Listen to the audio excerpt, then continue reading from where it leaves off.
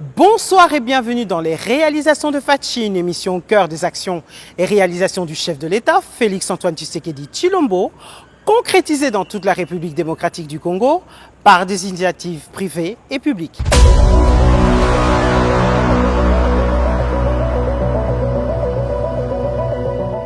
En cette fin d'année 2025, votre émission Les réalisations de Fatchi vous propose de revenir sur les événements diplomatiques et institutionnels qui ont marqué ce dernier trimestre. Un de ces moments clés fut sans aucun doute le 9e sommet des chefs d'État et de gouvernement de la Conférence internationale sur la région des Grands Lacs, CIRGL, un sommet historique qui s'est tenu ici à Kinshasa.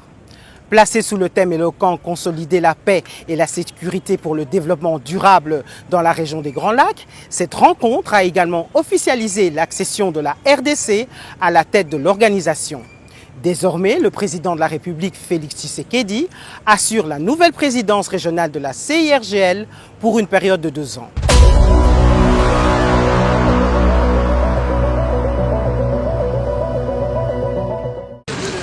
5 ans après la dernière rencontre en visioconférence, Kinshasa a réuni ce samedi les chefs d'État et de gouvernement de la Conférence internationale sur la région des Grands Lacs, CIRGL, pour le 9e sommet ordinaire.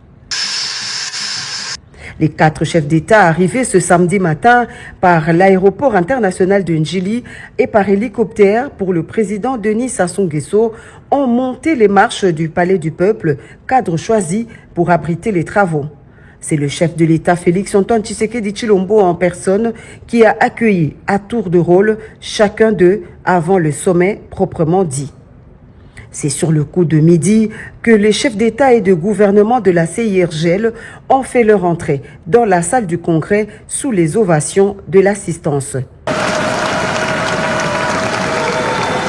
Placé sous le thème « Consolidons la paix, la stabilité et le développement dans la région des Grands Lacs », les objectifs des assises de Kinshasa visent entre autres à renforcer la coopération entre les États membres et à relever les défis sécuritaires et économiques de la région. Plusieurs allocutions, 5 au total, ont marqué la cérémonie d'ouverture, parmi lesquelles celle du représentant spécial du secrétaire général des Nations Unies pour la région des Grands Lacs, qui a dénoncé le drame humanitaire que vit la population de l'Est de la RDC, occupée injustement par la coalition M23 AFC, soutenue par le Rwanda. Dans son discours lu par son représentant dans la région des Grands Lacs, le secrétaire général des Nations Unies appelle à la cessation immédiate des hostilités dans sa partie occupée de la RDC et au respect de sa souveraineté et de son intégrité territoriale. Le président angolais João Lourenço, président en exercice de l'Union africaine, également président de la CIRGL, arrivé fin mandat, a également insisté sur la cohésion entre les États membres. C'est au tour du président congolais Félix-Antoine Tshisekedi Tshilombo de prendre la présidence tournante de l'organisation pour un mandat de 2 ans. Dans son discours d'acceptation, Félix Tshisekedi a rendu un hommage appuyé à son prédécesseur pour son leadership éclairé et la constance de son engagement au service de la paix et de la stabilité de la région. C'est avec humilité et détermination que j'accepte au nom de la République démocratique du Congo la présidence tournante de la CIRGL pour les 2 prochaines années, a dit le président Félix-Antoine Tshisekedi avant d'énumérer les 5 axes principaux de son mandat. C'est avec humilité et détermination que j'accepte, au nom de la République démocratique du Congo, la présidence tournante de la CIRGL pour les 2 prochaines années.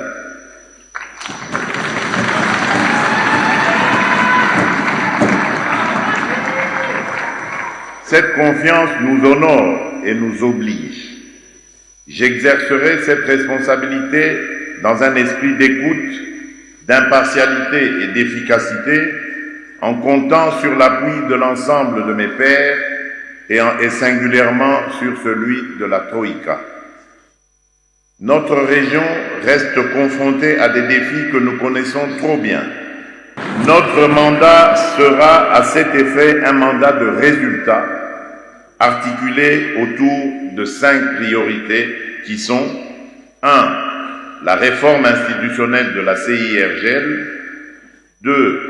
Le rétablissement et la consolidation de la paix, de la sécurité et de la stabilité régionale. 3. Le renforcement de la coopération judiciaire. 4.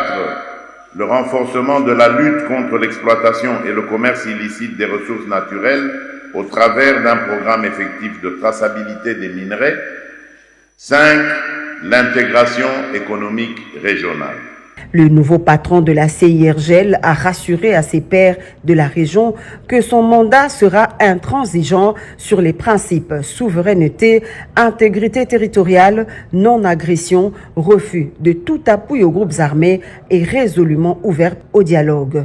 Juste après la cérémonie d'ouverture, toutes les délégations se sont retirées pour un huis clos.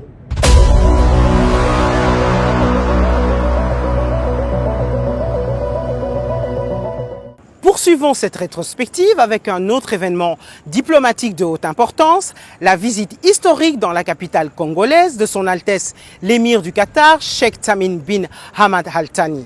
Cette rencontre au sommet a été couronnée par la signature de plusieurs engagements bilatéraux majeurs, ouvrant des perspectives décisives dans des domaines stratégiques comme le transport, l'investissement et les échanges, et renforçant ainsi la coopération sud-sud.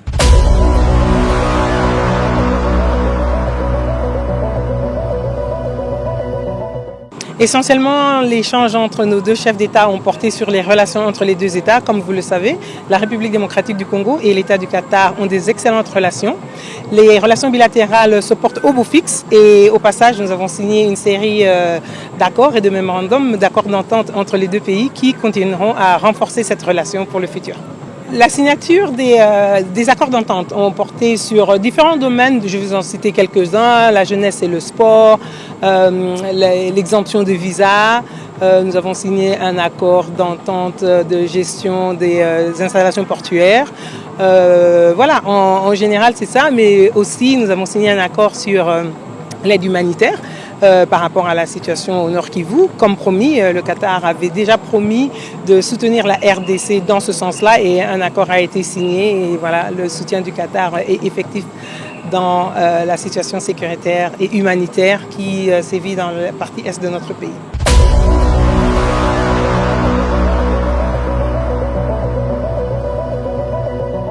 Enfin, terminons cette revue avec un regard tourné vers l'avenir, les accords de Washington conclus en cette fin d'année 2025. Ces accords sont doubles. Ils comprennent d'une part l'entérinement des accords de paix du 27 juin 2025 et d'autre part la signature de partenariats stratégiques renforcés entre la République démocratique du Congo et les États-Unis d'Amérique. Cette avancée confirme l'importance de la RDC dans la géopolitique mondiale et ouvre la voie à une coopération bilatérale historique dans les domaines de la sécurité, de la gouvernance et de l'économie.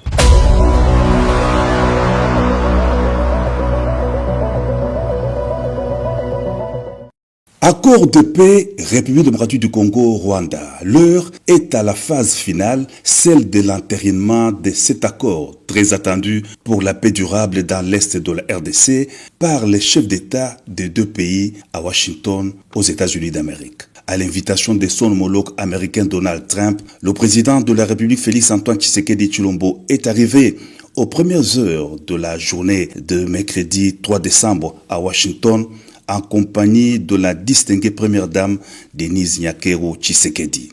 La communauté congolaise des États-Unis d'Amérique a bravé les heures tardives et le froid pour réserver un accueil chaleureux au chef de l'État.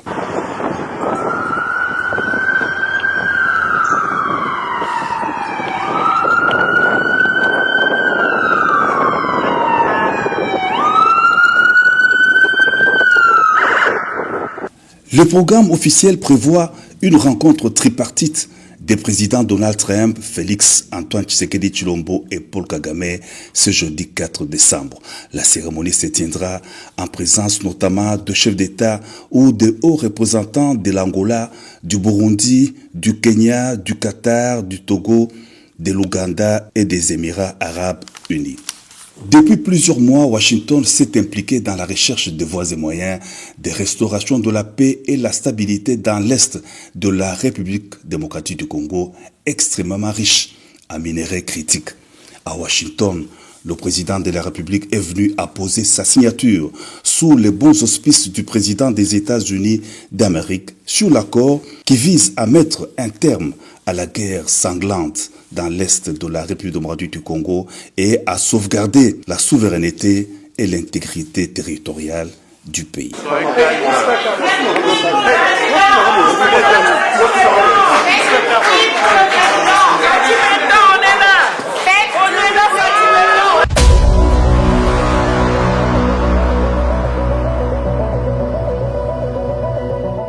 Pour la petite histoire, l'accord de paix RDC-Rwanda, appelé accord de Washington, est un traité de paix visant à mettre fin au conflit armé entre les deux pays, signé le 27 juin 2025 à Washington, aux États-Unis d'Amérique. Cet accord prévoit principalement le retrait des troupes rwandaises de l'Est de la RDC et la fin du soutien présumé du gouvernement congolais aux forces démocratiques de libération du Rwanda. L'accord vise aussi à établir un cadre d'intégration économique régionale entre les deux pays fondé sur le commerce des minéraux critiques et auxquels participeront les États-Unis d'Amérique. La présence du président de la République Félix-Antoine Tshisekedi Tshilombo et de celui du Rwanda Kagame à Washington autour du président des États-Unis Donald Trump ce jeudi 4 décembre consiste en la signature de l'accord final, c'est-à-dire les deux chefs d'État sont venus ratifier pour de bon l'accord signé le 27 juin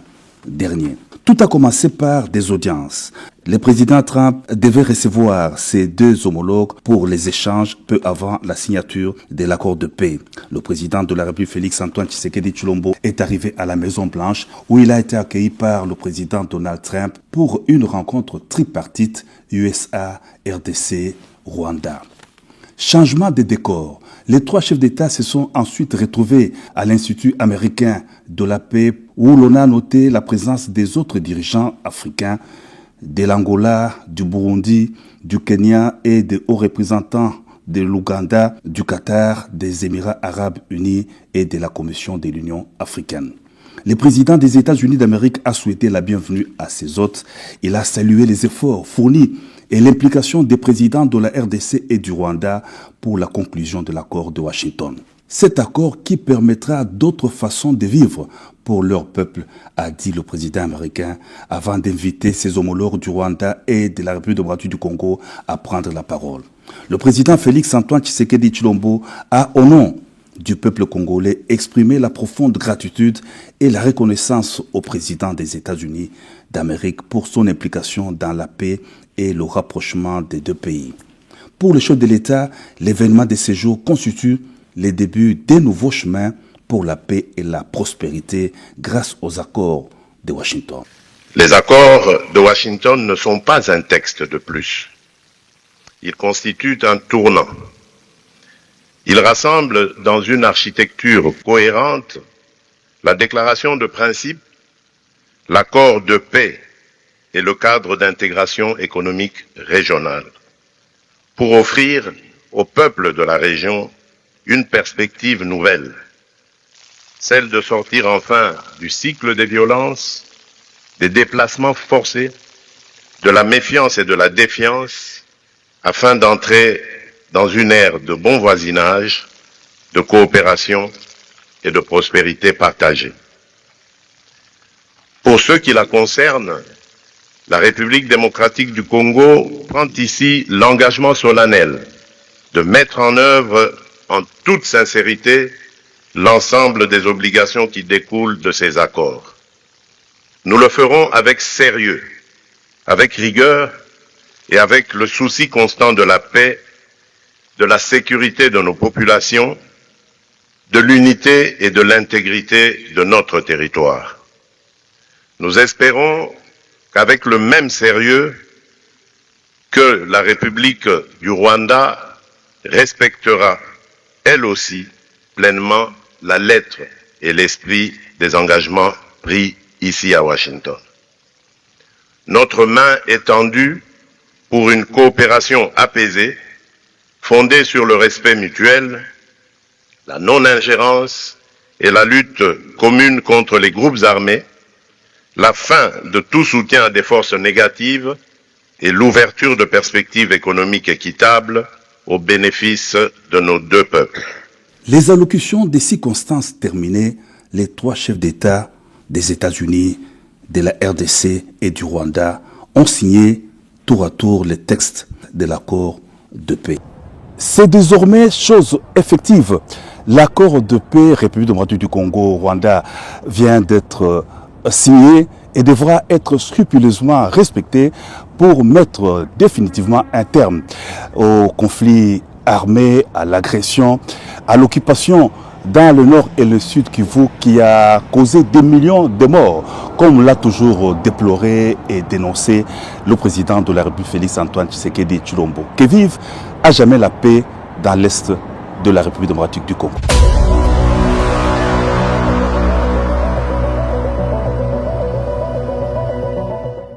Parmi les retombées immédiates de l'accord de paix de Washington figurent les renforcements de la coopération multilatérale et bilatérale.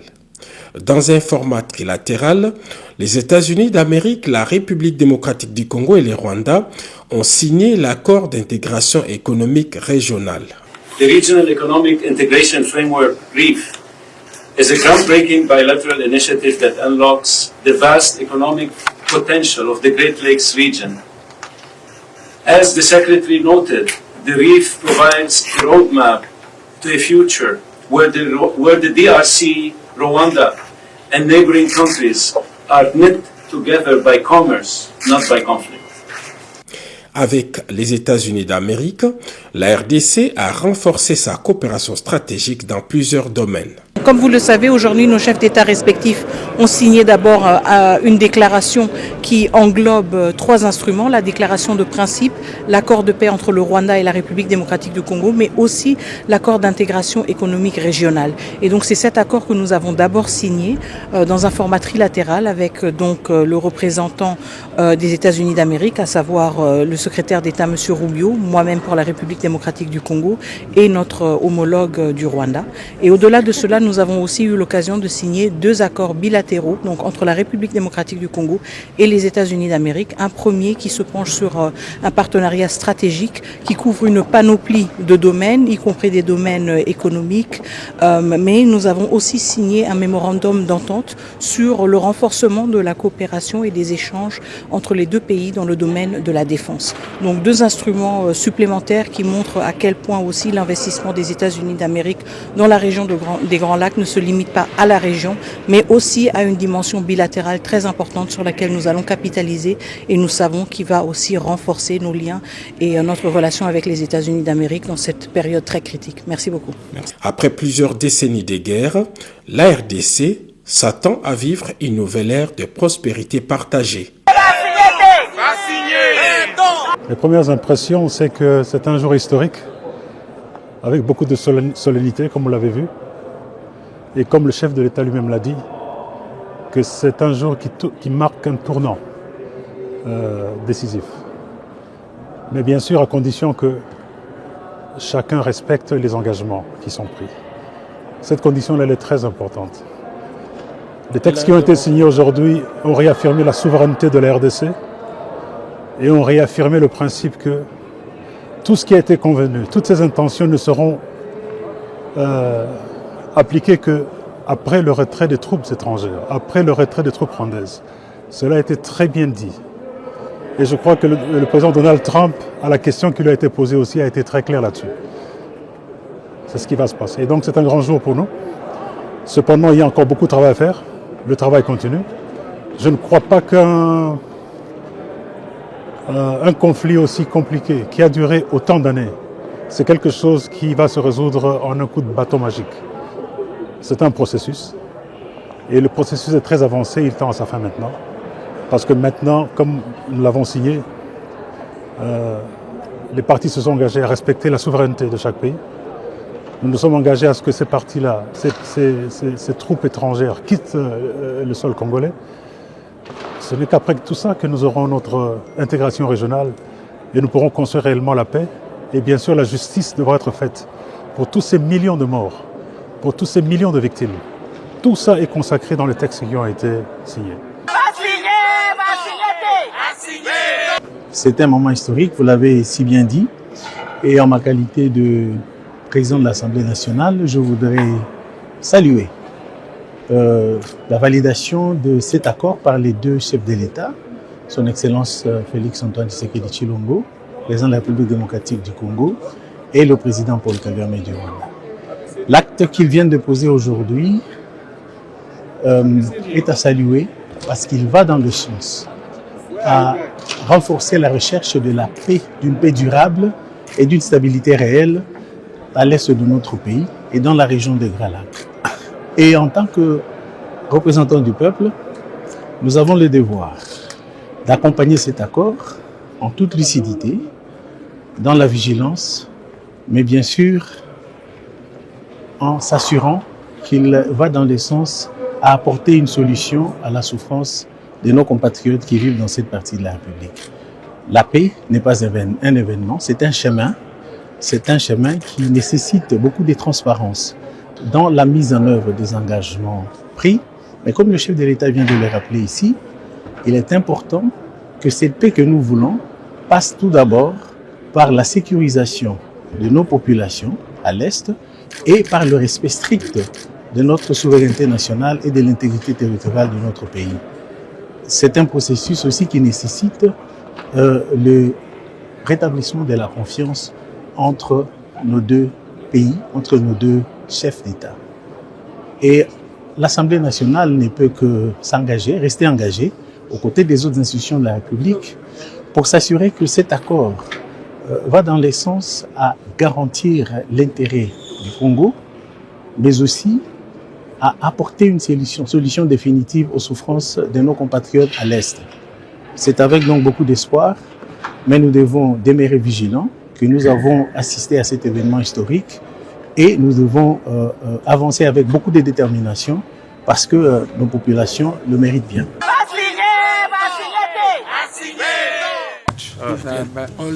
So obviously on the security cooperation, we've talked about the end of the conflict is not the last of our engagement with the Democratic Republic of Congo. We want a strong U.S. partnership with the Democratic Republic of Congo that extends beyond simply starting a war. We want to also be a part of helping build up long-term security and stability, and we also want to be involved in helping build up mutual prosperity.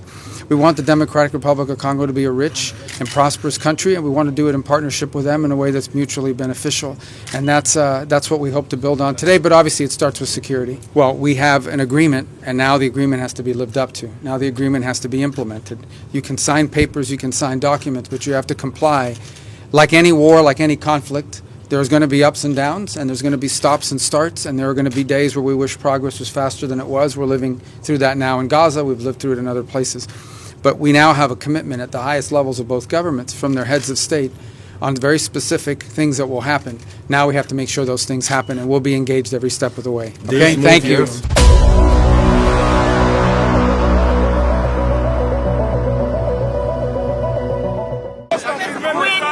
We want to say thank you to Trump for everything he's done for peace in Congo. Cet accord qui a été signé doit maintenant être matérialisé.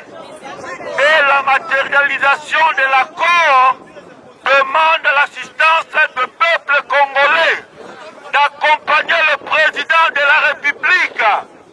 Touti Canada, toyaki pona soutien na ya mokonzi mboka na biso Faci Beto tolingaka mingi. Alors awa toza kopesa bana Congo ete Kagame atiaki tembe me amoni yango. Kagame atiaki tembe me asigné.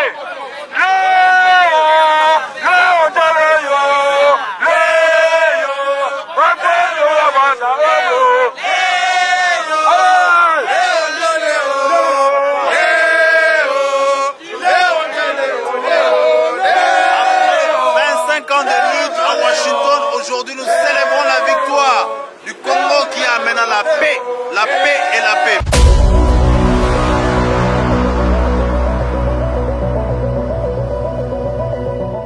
Bonsoir, Kevin Lumbila, je suis ADG honoraire de ex-OGDEP, la Direction générale de la dette publique, maintenant manager à la Banque africaine de développement. Je suis ici à Washington en séjour, c'est un grand jour de célébration pour nous parce qu'amener les discussions de paix à ces niveaux avec l'implication du président Trump est une grande étape de franchie. Nous voulons remercier le président Trump pour son engagement, mais surtout notre président Fachi Beton pour amener cette discussion, pour cette guerre qui a duré 30 ans à ces niveaux d'implication au niveau mondial. On a vu la mobilisation des chefs d'État et la mobilisation de cette grande puissance. Nous sommes vraiment, c'est un jour de célébration, quel que soit ce qui va être réalisé concrètement, mais amener cette discussion à ces niveaux, c'est vraiment un coup de chapeau au chef de l'État et son gouvernement.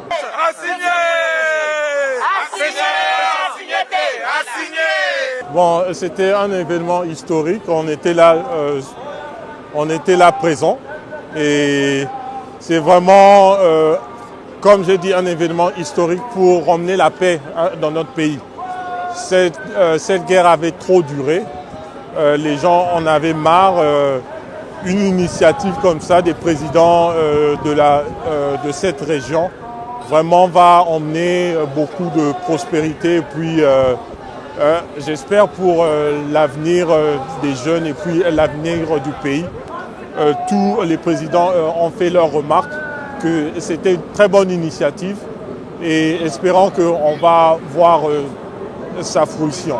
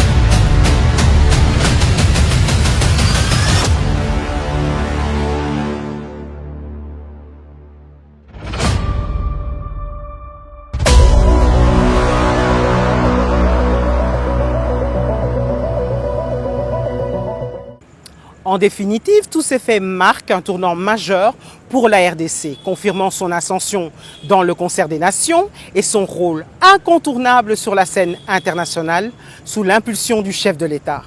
Par ailleurs, nous ne pourrions clore cette émission sans mentionner le point culminant de l'année, le discours à la nation du président de la République, Félix-Antoine Tshisekedi Tshilombo, qui a dressé un bilan complet de l'an 2025. Nous y reviendrons en détail dès le début du mois de janvier avec le ministre Patrick Mouyaya, porte-parole du gouvernement.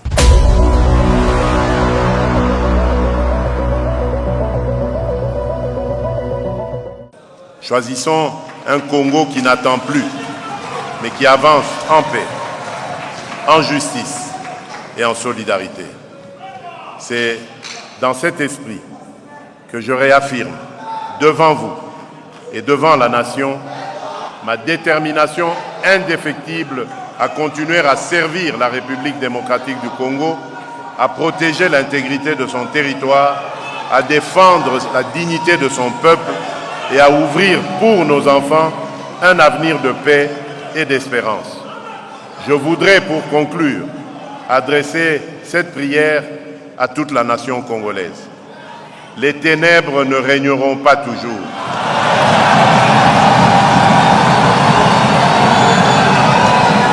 République démocratique du Congo, lève-toi et sois éclairé, car la lumière arrive.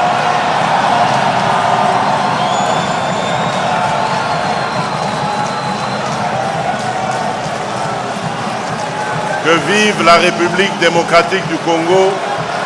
Que Dieu bénisse la République démocratique du Congo et son peuple. Je vous remercie.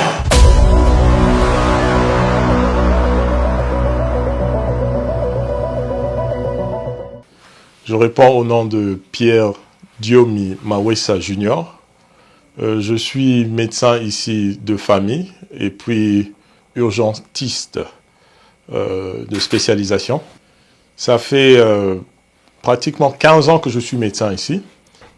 Donc on a un staff de plus ou moins 10 employés ici. C'est un projet que, avant que mon feu père parte à l'au-delà, qui nous laisse, il m'avait encouragé de ouvrir cette clinique, cette petite salle d'urgence qui allait vraiment aider la population locale ici, et locale latino comme aussi je parle espagnol, les Noirs américains puis les Africains. Alors donc avec tout ce qui m'a aidé de mettre en place, on aimerait aussi avec la vision du chef de l'État qui a supporté et qui continue à supporter les projets de la santé universelle. Et puis, j'ai vu beaucoup d'hôpitaux qu'il a déjà mis en place. On aimerait aussi venir avec cette idée, ouvrir un hôpital qui va aider la population sud-ouest de Kinshasa, parce que avant que mon feu père parte, il m'a laissé un lopin de terre là. Il avait toujours voulu qu'on construise quelque chose, un hôpital qui va aider cette population-là, qui est Kimwenza, Matadi Kibala, Cité Verte, Mongafula, Ipen, même Ngaba, et puis même du côté du Congo central là-bas,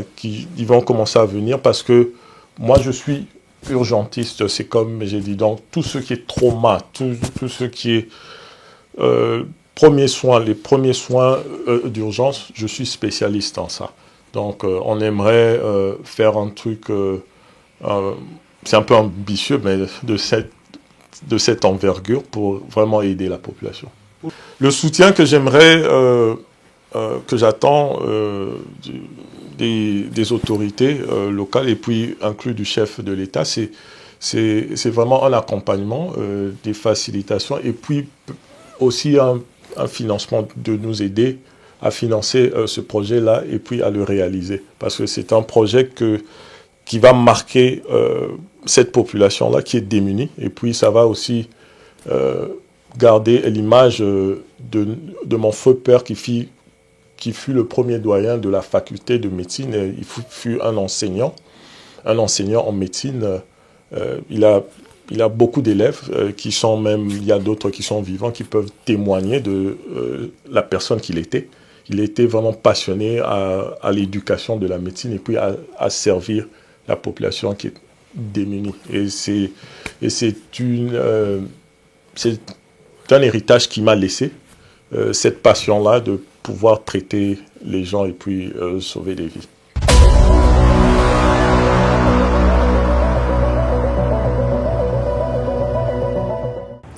Notre émission est à présent terminée. Merci de l'avoir suivie. Merci pour votre fidélité. Merci à toute l'équipe technique. Nous vous souhaitons nos meilleurs vœux pour l'année 2026 et gardons une pensée profonde pour toutes les victimes de cette guerre qui nous est injustement imposée. À très bientôt pour un nouveau numéro de votre émission Les réalisations de Fatchi.